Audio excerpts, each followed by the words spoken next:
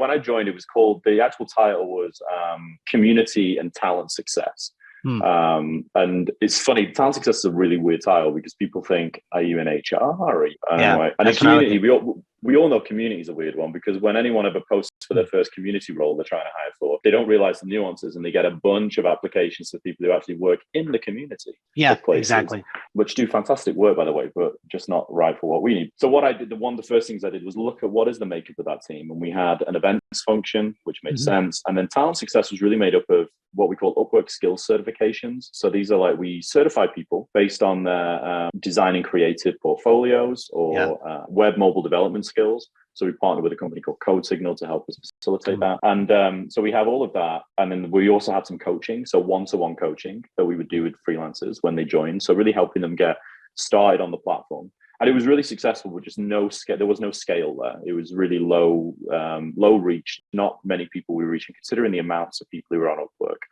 Yeah. So what we did is we collapsed all of that together and put it under the umbrella of just community. And we built three clear pillars in community. We have community platform, which is all about the core community pieces. And community at Upwork, by the way, was just a forum. We use Khoros. Big fan of Khoros. I love what they do there. But we were using like 2% of what Khoros is.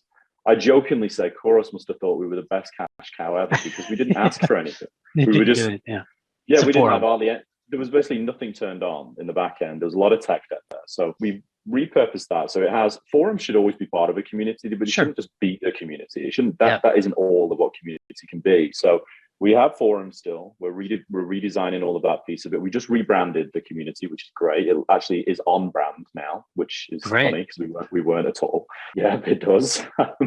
We redesigned it. So in that team, we have the forum pieces. We have a content leader that we brought in. We also have an experience leader that we brought in, which manages kind of our idea of groups. So we wanted to introduce these discrete experiences. The Upwork community has millions of people in it, but they're all lumped together. So how do we give people affinity? How do we let people not just be part of a tiny group, but have the ability to be part of a smaller group? So we've started to launch them now. I can't remember how many we've got, maybe close to 20 or so that are both private and completely hidden, like some of our coaching cohorts versus the ones that are you can request to join. And they're based on geography, or we've got some affinity groups like a veterans group, a women's group.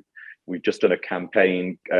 We helped with a campaign that our marketing team did around Mother's Day, and specifically about how do we address the problem of the displaced workforce with regards to women. Obviously, during the pandemic, they were most brutally hit with having to leave the workforce. So how do we help bring them back? So we partnered with our marketing team, and we launched a group for mothers coming back, coaching cohorts. We're giving a kind of exclusive access and to certifications if you want to have it and things like that. So really trying to get back there. So the groups function sits under the platform as well. And then within experience is also gamification. Gamification is also kind of is one of those things that, well, of course, there's gamification, it's community. There's always gamification, but people get it wrong all the time, or it just doesn't exist.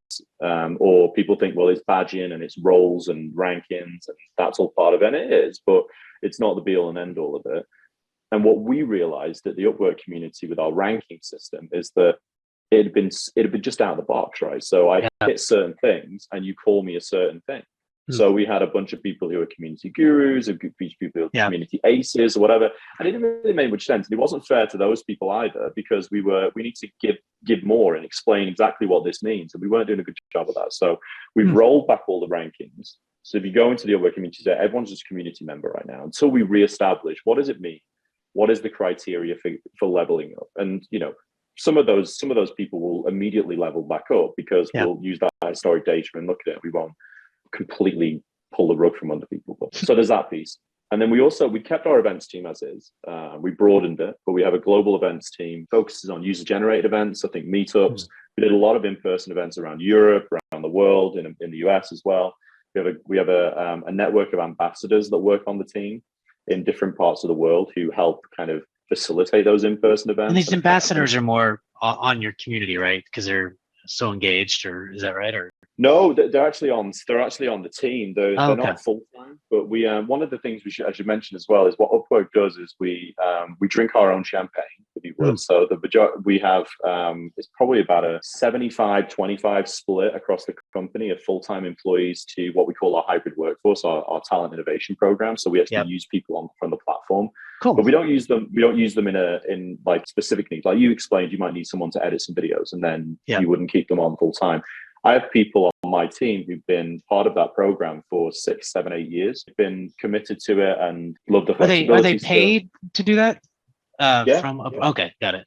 Yeah, we pay them to do that. Yeah, so it's all part of that program. So cool. We have these ambassadors. They do that. We're relaunching and kind of connecting the events team more to the community as well. So when we've got these groups, it's like this gives these one-off regional events, for example, an opportunity to connect all year round through a community group, and then also the ability to spin up their events whenever they need them.